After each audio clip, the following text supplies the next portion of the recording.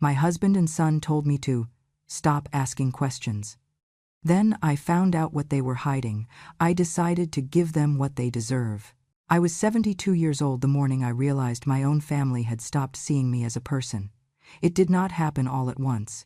It rarely does. Cruelty works like water dripping on stone, slow enough to pretend it is harmless, steady enough to hollow out whatever it touches. Mine began decades ago, the day I quit my job as a young nurse because Jason told me a proper wife stayed home.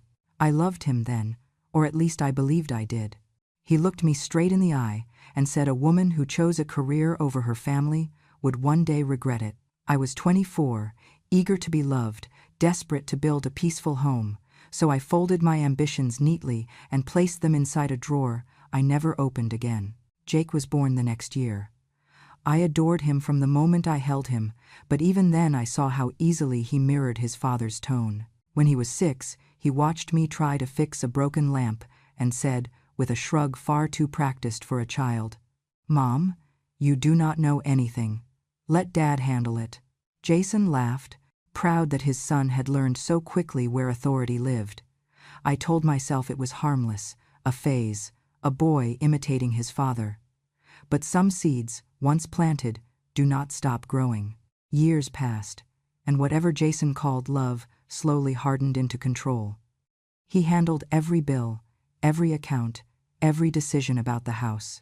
I handled the meals, the laundry, the worries, the quiet.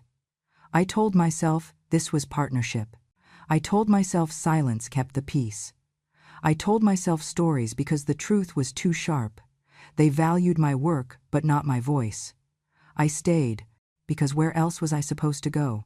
Age did not bring me dignity in that house. It brought fragility.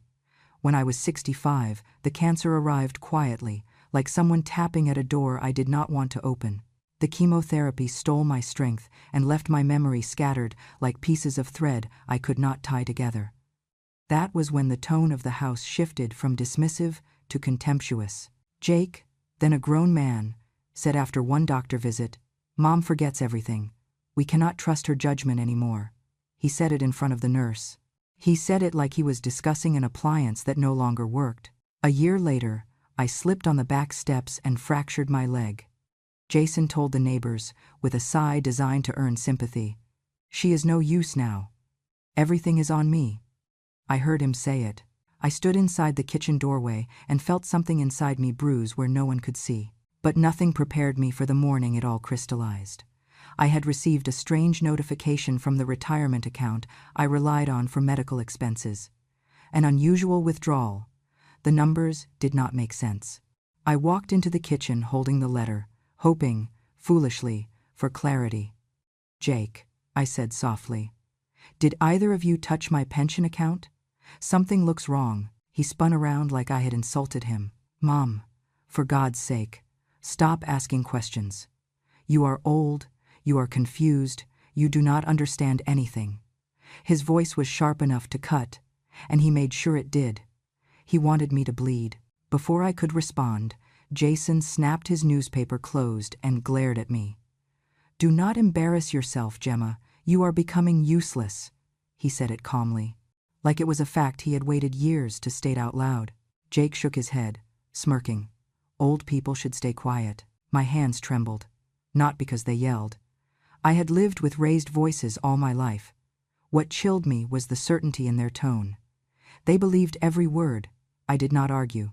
I had learned long ago that in this house, my fear only amused them. About 200 words after that moment, something shifted in me. Not just because of what they said, but because of what I heard later that afternoon. And speaking of moments that shift something deep, let me tell you this, gently and from my heart. If you feel justice deserves celebration, smash that hype button. Let us keep stories like this alive, echoing far, far away. Your support helps us bring understanding and love to those who deserve it. Thank you so much. Keep listening. I wish I could tell you I found comfort somewhere that day, but instead I found the truth. I was heading down the hallway with a basket of laundry when I heard voices coming from the garage. The door was half closed, but their whispers escaped through the cracks. Jake said, low and tense, "If she figures this out, we are done." And Jason answered, "She will not. She never has. She never will. My breath caught. I stood completely still, afraid any movement would make the truth disappear before I could hear it fully. Jake hissed. Do you understand how screwed we are if she starts digging? We need to shut her up.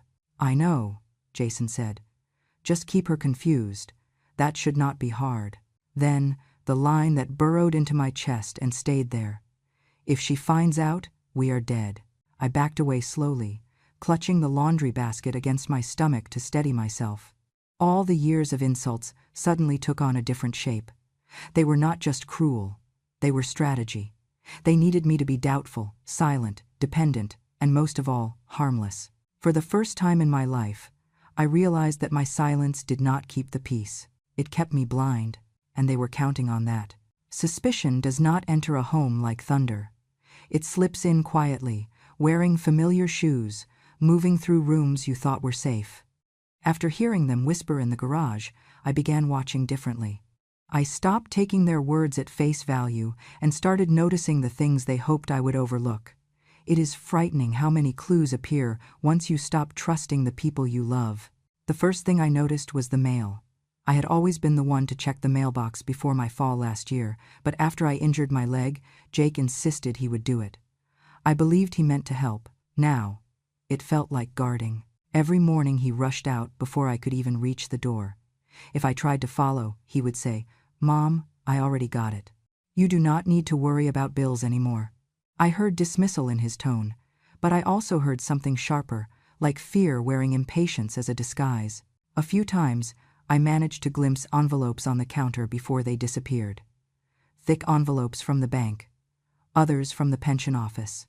When I reached for them, Jake would slide them away, too fast, too practiced. I once said, "Let me look at those. They have my name on them." He replied, sounding irritated, "Let Dad handle this. You should be resting." And from the living room, Jason barked, "She said she wants to help." And here we go again. "Sit down, Gemma. Let your men handle adult responsibilities." Their insistence stung, but the urgency in their voices frightened me more. It was the urgency of people afraid of being caught. Then came the late-night phone calls. At first, I thought Jason was talking in his sleep. His voice drifted through the hall at 2 or 3 in the morning, too soft to understand clearly. One night I woke for water and caught the rhythm of a whisper pressed through a closed door. I stepped closer. "I swear to you, she does not know anything," he murmured. His tone was tender in a way he had not used with me in decades. A pause, then a soft laugh. "Yes, I miss you too." My heart felt like it slid to the floor.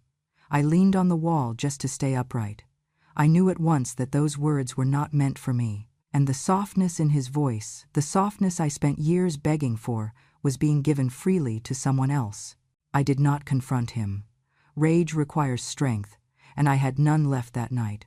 Instead, I walked back to bed and stared at the ceiling until morning, feeling old in a way no birthday had ever made me feel. Once suspicion takes root, every sound becomes a message. I began to pay attention to the garage again. The door was always closed, locked, or blocked, by one of them standing in front of it. I heard papers rustling, drawers being opened and slammed shut, the sharp crack of plastic binders, even the buzz of a drill. It did not sound like repairs. It sounded like men building a lie. One afternoon, I limped quietly down the hallway and tried turning the garage handle. It was locked. "Inside," Jake hissed. "What if she hears?" And Jason snapped, "She cannot figure anything out. Relax." But when I knocked lightly and asked, "What are you two working on?" the door flew open just an inch, enough for Jason's voice to punch through. "Go upstairs, Gemma. Right now." I stepped back, startled. "I only asked." "Do not ask," he growled, and the door slammed shut.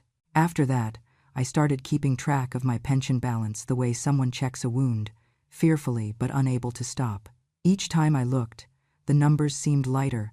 Money was disappearing bit by bit, not large enough to trigger alerts, but steady enough to drain me. I brought it up to Jason during breakfast. "Some of my retirement money is missing," I said quietly. He did not even glance at me. "Your memory is failing again. I told you the doctor warned us about this." He said it with such certainty that for a moment I doubted myself, which was exactly what he wanted. Jake chimed in. "Mom, you get confused. It is fine. We will manage your finances. Just stay out of it." That word, confused, became their shield.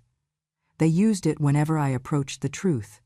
They relied on my age, on my illness, on the years they had spent convincing me that I was unreliable. They needed me uncertain. They needed me quiet. The real crack in their story came from something small, almost tender-looking.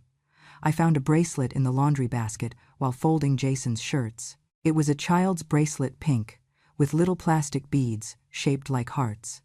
It was far too small for an adult. I picked it up, confused, and when Jason saw it in my hand, he snatched it away so fast the beads clicked together like teeth. "Where did you get that?" he demanded. I said, "It was in your pocket." His face tightened, and he stuffed it into his jeans. "You should not touch my things." But the panic in his eyes spoke louder than anything. Later, when I went to empty the trash, I saw a crumpled paper sticking out, something that looked like a receipt. I smoothed it out and saw a deposit for a rental apartment across town. The name on the document was Jason's, a security deposit. A lease start date just 3 months earlier. It was a place we had never discussed, a place he had never mentioned visiting. My stomach twisted. The bracelet suddenly made sense, but even then, I felt there was something deeper, something I had not yet seen, something hidden not in the trash or the laundry, but somewhere they assumed I would never look. I felt a pulse of cold awareness move through me. Something bigger than infidelity was happening. There was deceit woven into my finances, into my home, into the years of dismissals I had mistaken for frustration rather than calculation. The email loaded slowly, as if my computer understood before I did that whatever waited inside would change everything. When the screen finally brightened, I saw the first image before any text. Jason smiling in a way he had not smiled at me in decades. His arm was wrapped around a woman far younger than I was, her face tilted toward him with an ease that suggested long practice. And between them stood a little girl, maybe 4 or 5, her small hand gripping Jason's pant leg as she looked up at him with trust in her eyes. In the corner of the photo, someone had written in bright marker, "Papa J and us." The letters were round, childish, the kind drawn by a mother guiding a child's fingers. My husband's face, soft with affection, was the face of a man who knew exactly who he wanted to be with. I did not gasp. I did not shout. My throat simply refused to work. I stared at the picture until my vision blurred, not because of tears but because something inside me loosened, as if the world I stood in had quietly detached and begun to drift away. After a long moment, I forced myself to scroll down. The message beneath the photo was short. "Thank you for sending the money. We really needed it this month. Melanie and I appreciate everything. The baby keeps asking when you will visit." There was no shame in the words. No hesitation. Just expectation. Gratitude. Familiarity. It was the kind of message sent between people who shared a life, not a secret. I sat back in my chair. My hands trembled so badly the edges of the laptop blurred, but I did not cry. I had cried enough in this life, and it had never moved either of them. Instead, I felt a stillness settle over me, a kind of quiet that did not come from surrender but from clarity. I remembered too many moments that I had tried to forget. Jason stood over me in the kitchen years ago, slamming his hand on the counter because dinner was late. "What do you even do all day, Gemma?" he had said while Jake watched, smirking. I remembered Jake, 16 and cruel, in the casual way teenagers can be when no one teaches them otherwise, shouting, "I am embarrassed. You are my mom." After I reminded him to do his homework, Jason had not corrected him. He laughed. I remembered birthdays where they forgot I existed, doctor visits where they spoke for me, holidays where I was allowed to cook but not to sit at the table until everything was clean. Every memory fits into place now, forming a picture as clear as the one on my screen. They had not simply stopped loving me. They had never respected me at all. But this betrayal was different. It was not just contempt. It was strategy. It was intent. And if Jason could build a new family behind my back, he could also dismantle mine in front of it, quietly, efficiently, legally. I closed the email without deleting it. I wanted evidence, not catharsis. For a long time I sat there, feeling my heartbeat slow into something steady and cold. Rage drains you, resolve fills you. And I was filling, inch by inch. I decided I would not confront them yet. People who lie easily also react violently when cornered. They had the advantage of power. Physical, financial, and emotional. What I had was time, patience, and a lifetime of being underestimated. Let them think I was confused. Confusion is a useful disguise. The next morning, when Jake rushed to check the mailbox, I followed him at a distance. He glanced over his shoulder, startled, and said, "Mom, I said I will handle this." I only nodded and turned away. That tiny nod made him relax, and that relaxation told me I was doing the right thing. Later that afternoon, I visited the bank. My leg hurt as I walked, but I kept going. The young teller, a woman in her 20s with a nervous kindness, looked up and asked if I needed help. I told her I wanted to check my retirement transactions because something did not feel right. She asked for my identification, then frowned slightly at her screen. "There have been several withdrawals recently," she said, "and 2 linked accounts under your name." My breath caught, but I kept my voice steady. "Linked accounts?" I did not open any. She hesitated, her brows knitting together. "Mrs. Thompson, were you aware of transfers to someone named Melanie?" I felt the world tilt, but I forced myself to smile. "No, dear. But I appreciate you telling me." She looked uncomfortable, almost protective. "If you want, I can flag this for suspected identity misuse. It does not have to be a formal complaint yet." I nodded again, fighting the trembling in my hands. "That would be very helpful." As she typed, I realized the seed of suspicion had grown into something undeniable. This was no misunderstanding. This was theft. This was betrayal. This was the deliberate dismantling of the life I had built, brick by brick, by the 2 people I had spent my whole life serving. I walked out of the bank slowly, letting the truth settle into place. My husband was sending my money to another woman. My son was helping him hide it, and they both believed I was too old, too frail, too confused to ever know. They had no idea who I used to be. They had no idea who I still was. And maybe for the first time in decades, I felt something close to strength rising inside me. Not loud strength, not fiery strength, but a quiet, steady force that does not shout, a force that remembers everything. The next day, I returned to the bank, this time with a heaviness in my chest that felt almost physical. The young teller who had helped me before was not there, but another employee called me over. I handed her my identification and asked to review every account associated with my name. She typed quickly, then her face shifted in a way that told me the truth before she spoke it. "Mrs. Thompson, I am seeing multiple active accounts here." I tried to breathe evenly. "I only opened 1. "Well, there are 3 under your name. 2 were opened in the past 6 months." I felt something inside me drop, steady and cold.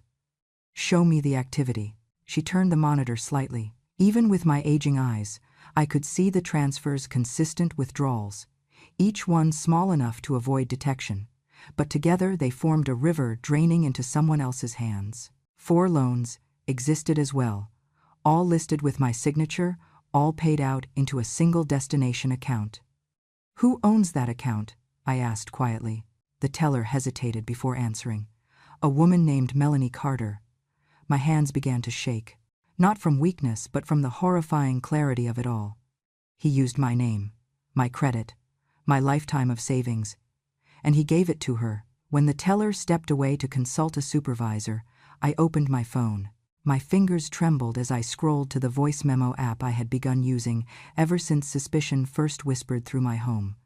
I pressed play on a recording I had captured the night before while pretending to sleep. Jake's voice came through first, low and impatient. "Dad, when are we putting her in the nursing home? We cannot keep waiting." Then Jason answered, tone flat and practical. "Soon. Once she is out of the house, everything is ours. Everything is ours. The house, my savings, my life's work." I had spent years believing their cruelty came from frustration, disappointments, and stress. But this was not an emotional failure. This was premeditation. I let the recording play twice. Not because I needed to hear it again, but because I needed to feel the truth fully, without flinching. They were not frustrated with me. They were plotting around me. They were standing in my home, eating the food I cooked, using the heat I paid for, waiting for the moment they could legally erase me. When the teller returned, she said gently, "Mrs. Thompson, we can flag your accounts for potential fraud, but since the documents bear your signature, we might need to investigate more deeply." "My signature?" I asked softly. "Yes," she said. "Each loan has a power of attorney form attached. They appear to authorize your husband and son to act on your behalf." For a moment, I could not speak. Then I said, "I never signed a power of attorney." She swallowed hard, understanding. "The signatures look consistent, but something about them seems off." I knew then exactly how they did it. I had seen Jake in the garage months ago, with papers spread across a workbench, practicing handwriting on sheet after sheet. I thought he was preparing documents for work. I did not realize he was practicing me, my strokes, my loops, the small hesitations in my pen, and Jason must have been standing beside him, teaching him, guiding him, perfecting the theft of my life. The teller apologized, but she did not need to. None of this was her doing. I thanked her politely and walked out of the bank, feeling my legs tremble beneath me. The sun was bright outside, but brightness means nothing when the world you trusted has already collapsed. When I reached the car, I sat there for several minutes, gripping the steering wheel. I did not cry. I felt something different, an ache so deep it felt ancient, like pain that had been waiting years for me to notice it. The money they took was not just savings. It was the cushion I had built in case the cancer returned. It was the safety net Jason once promised I would have for the rest of my life. It was security, stolen and handed to a woman I had never met, and a child who called my husband Papa J. I closed my eyes and let the truth settle in its full weight. They were not waiting for me to get better. They were waiting for me to disappear. When I opened my eyes, the fear was still there. But something else had joined it, a kind of quiet determination I had not felt in years. I had spent my life listening, accommodating, yielding. I was done yielding. Before driving home, I made one more stop, a small legal office near the pharmacy, a place I had passed countless times without noticing. I walked inside and asked to speak with an attorney who handled elder financial abuse. 10 minutes later, a woman named Harper shook my hand with a firmness that told me she did not underestimate me, even if everyone else did. "I need help," I told her, "and I need to fight back." She nodded once. "Then we will begin." And just like that, after years of silence, the war for my own life truly started. The night everything reached its ugliest point began like so many others in that house, with raised voices disguised as conversation.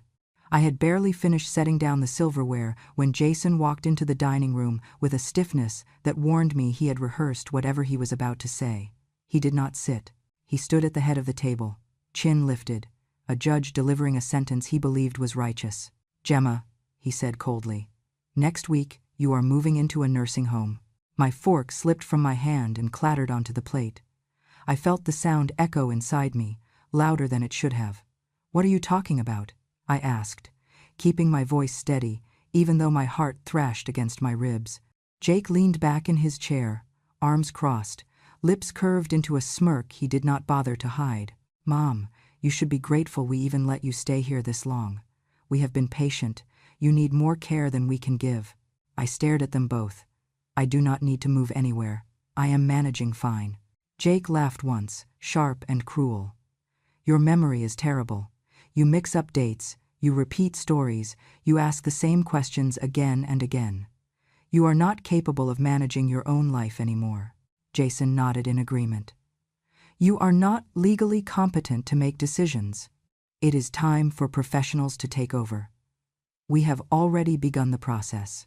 A cold ripple moved through my body. "What process?" They exchanged a glance, united in their lie. Jake answered, "We scheduled a psychological evaluation for you next Monday. The doctor will confirm what we already know."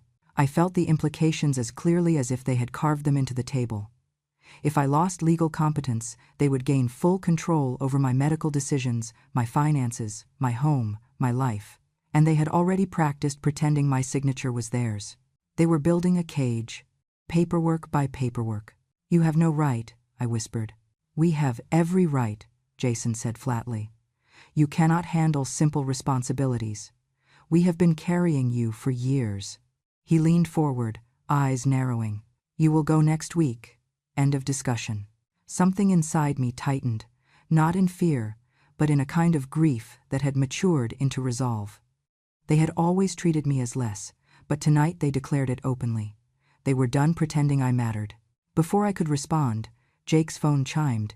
He glanced at the screen and rolled his eyes, then answered with exaggerated cheer.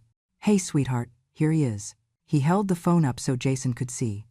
On the screen was a little girl, the same child from the photo, her face glowing under soft apartment lighting. "Papa Jay, when are you coming home?" she asked with innocent certainty, as if she had every right to claim him. Jason's features softened instantly. "Soon, baby. I promise." The contrast between his tenderness toward her and the contempt he showed me was so stark, I felt physically winded. Jake grinned as if it amused him to watch me realize the truth in real time. When Jason ended the call, neither of them acknowledged the cruelty of what I had just witnessed. To them, my hurt was irrelevant. Their lives, their secrets, their plans were all that mattered. I sat perfectly still, letting the humiliation burn through me until it settled into something steadier. They thought they were announcing the end of my life. Instead, they were confirming exactly why I had to fight. At that moment, my phone buzzed in my pocket. I excused myself from the table and stepped into the hallway before answering. It was Harper. "Mrs. Thompson," she said gently, "I wanted to let you know the living trust has been finalized. Everything you own is now protected. No one can touch your assets without your consent." I closed my eyes. Relief washed through me, not the soft kind, but the anchored kind, the kind that steadies your feet when the earth underneath is shifting. "Thank you," I whispered. "Truly." "Do not thank me yet," she replied. "We still have work to do. But you are safe now, legally safe." I hung up and stood there for a long moment, listening to the muffled voices of the men who believed they had already claimed my future. They thought I was powerless. They thought the papers they forged and the lies they rehearsed had sealed my fate. But they had underestimated the one thing that would matter most. I had woken up, and now I knew exactly what I was fighting for. The morning they planned to take me to the nursing home began with a silence that felt artificial, as if the house were holding its breath. Jason and Jake had spent the past week circling me like vultures, waiting for a body to stop twitching. They thought I was compliant. They thought fear had swallowed my voice. They thought everything was already settled. I sat by the window in my coat, hands folded neatly on my lap, waiting not for them, but for the truth to arrive. At exactly 9 o'clock, their footsteps echoed down the hall. Jake appeared first, holding a clipboard, of all things, like he was checking me off a list of tasks. He looked almost proud of himself. "Mom, the facility will evaluate you today and probably keep you for observation," he said. "It is better this way." Jason stood behind him with the car keys. "Let us get this over with." I did not stand. Instead, I looked at the two men who had spent years calling themselves my protectors, men who thought I would walk willingly into confinement, men who had forgotten I was still capable of listening, noticing, preparing, men who assumed that age meant surrender. Before I could speak, a sharp knock sounded at the front door. They both stiffened. Another knock. Firm, authoritative. Jake frowned.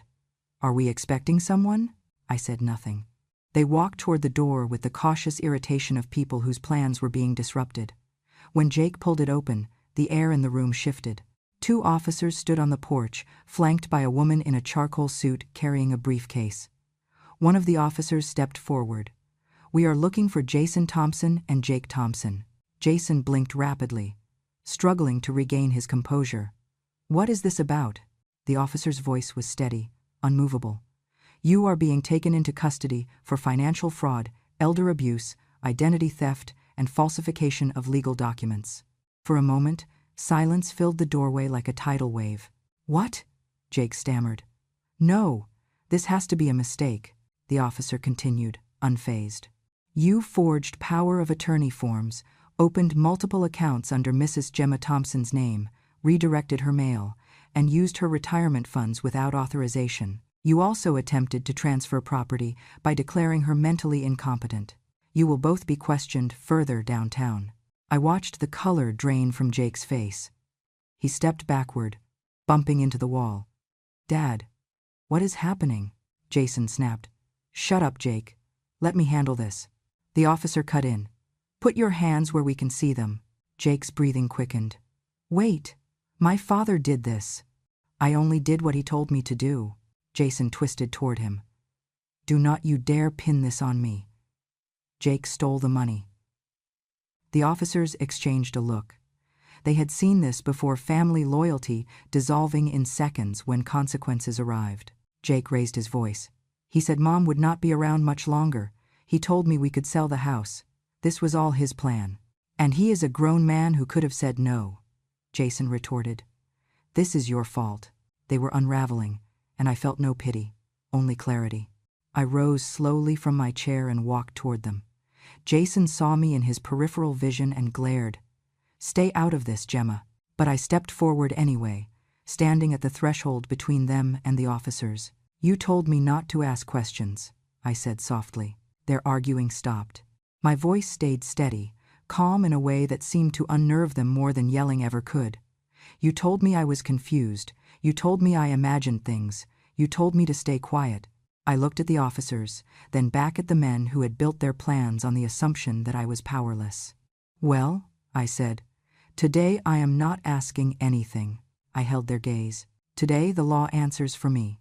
For a moment, not even the officers moved. It was as if the house itself leaned closer to listen. Then the officer turned to Jason. Sir, put your hands behind your back. The click of the handcuffs felt like punctuation at the end of a sentence he had written himself. Jake took a step toward me, eyes wide with terror. Mom, please tell them we can fix this. Tell them you did not mean to accuse us. I looked at him the way a mother looks at a grown child she no longer recognizes. You made your choices, I said, and you made them believing I would never make one of my own. His face crumpled. Another officer exited the house to retrieve documents. Ma'am, he told me, your accounts have already been secured. The fraudulent ones are frozen. No one but you will have access going forward. I nodded, grateful but too numb to smile. The woman in the suit stepped toward me. Mrs. Thompson, we wanted to inform you that the secondary residence, the apartment leased under your husband's name, has been sealed as part of the investigation. Any further financial activity involving that account holder will be reviewed. I knew what that meant. Melanie, upon hearing her source of money was under criminal scrutiny, had vanished. She had no intention of defending Jason. Love built on stolen money evaporates the moment the money stops. When Jason heard the apartment mentioned, his knees went weak. Please, he muttered. This is not necessary. I can explain. But explanations without truth are nothing. And truth was something he had abandoned years ago. As they led him toward the patrol car, he stumbled. Jake shouted at the officers, then at me, then at the sky, desperate for someone to save him from the consequences he had helped create. No one did. I stood in the doorway as they were taken away. The house felt strangely quiet, not empty, just finally honest. For years it had echoed with lies spoken as casually as breathing. Now, for the first time, it echoed with justice. And I felt something I had not felt in decades. Peace. Not the fragile kind that depends on silence. The real kind, the kind that comes when the truth finally stands where fear once lived. The weeks after their arrest passed, in a blur of court dates, statements, and paperwork. But through it all, I felt a strange steadiness, as if something deep inside me had finally anchored itself after drifting for years. Harper handled most of the legal conversations, explaining the charges in a calm tone that contrasted sharply with the chaos Jason and Jake had created. The outcome came faster than I expected. The evidence was overwhelming: bank records, forged documents, voice recordings, witness accounts, and months of transfers to Melanie's apartment. There was no room for denial, no cracks for excuses to slip through. Jason stood in court with his shoulders slumped, looking smaller than I had ever seen him.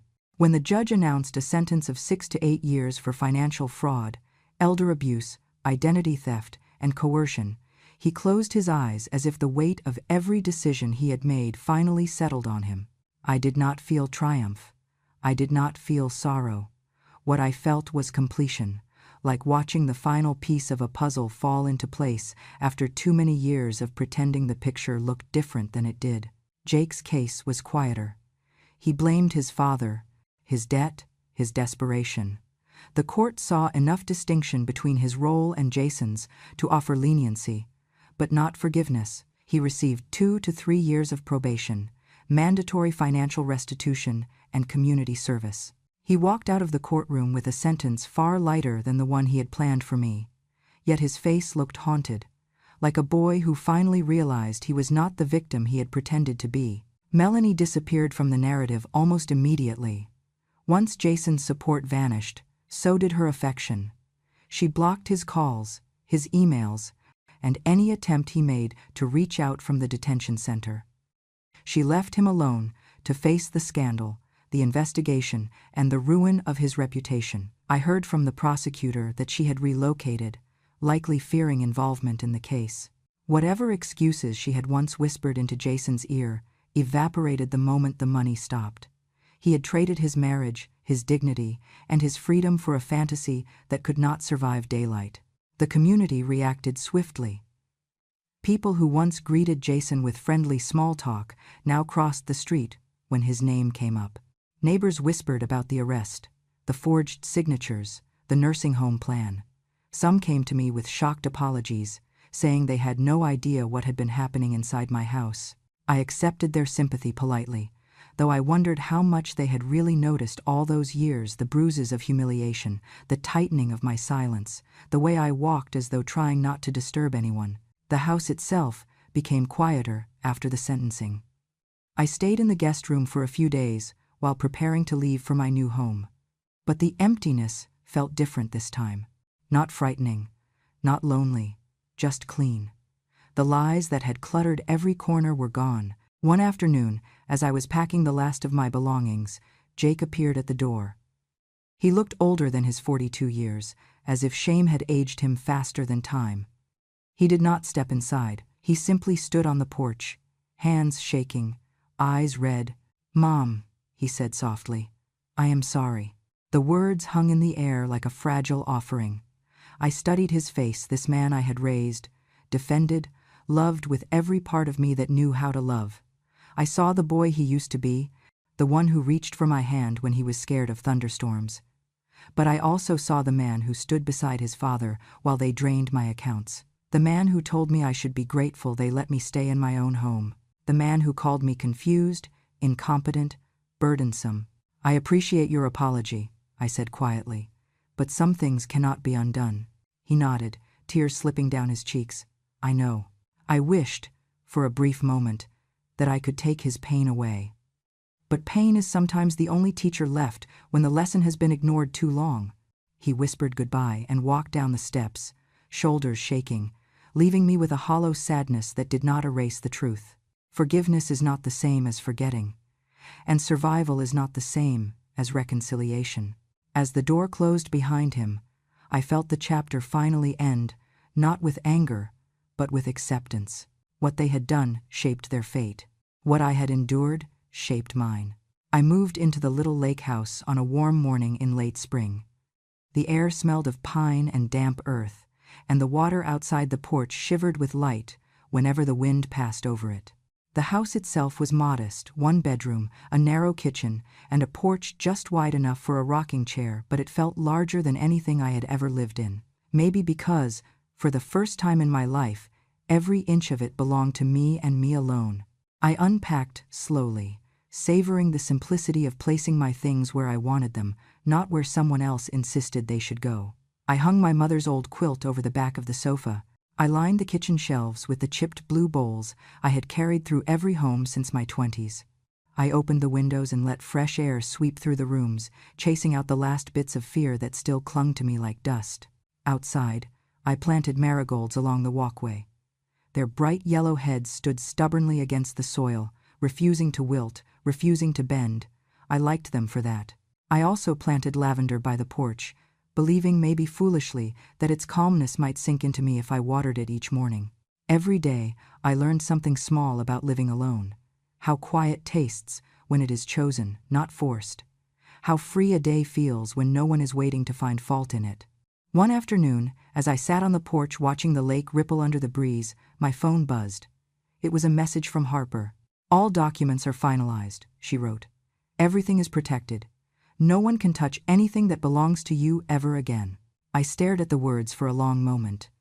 Relief washed through me, not sudden or loud, but warm and grounding, like stepping into a room where the storm outside can no longer reach. I typed a simple response, "Thank you," and set the phone aside. For the first time in many years, I closed my eyes without bracing myself for someone's voice. No footsteps, no shouting, no accusations waiting around the corner, just the soft promise of a life that I had fought for with every quiet part of me. I rocked gently in my chair, listening to the steady rhythm of water against the shore. And in that stillness, a truth rose inside me, clear, undeniable, and finally mine. My whole life, they told me silence made me weak. They said I did not know anything. They said I should stay in the background, grateful for whatever space they allowed. But the truth is simpler, sharper, and far more powerful. Silence was never my weakness. It was where I learned to see clearly. It was the place where I gathered strength they never imagined I possessed. And when the moment came, that silence turned into the loudest justice they had ever heard. All my life, they told me to be quiet because they believed I was powerless. But the truth I hold now like a key in my palm, is this. They mistook quiet for defeat. But quiet was when I was strongest. Thank you, my dear ones, for sitting with me through this long, winding road of truth. Stories like mine are not easy to tell, and they are not easy to hear, but they matter. They remind us that strength does not always shout, and justice does not always arrive wearing armor. Sometimes it walks in softly, the way a sunrise does, bringing light to corners we thought would stay dark forever. If my story reached you, if it stirred something in your heart, or helped you feel seen, or simply reminded you that silence does not mean surrender, then I hope you will stay close. Subscribe to Grandma True Stories so you and I can keep walking together through these memories, some painful, some healing, all of them true. Your support helps these stories find the ears that need them most. Thank you for listening, my dear ones. Until the next story, be gentle with yourselves, and even gentler with your strength.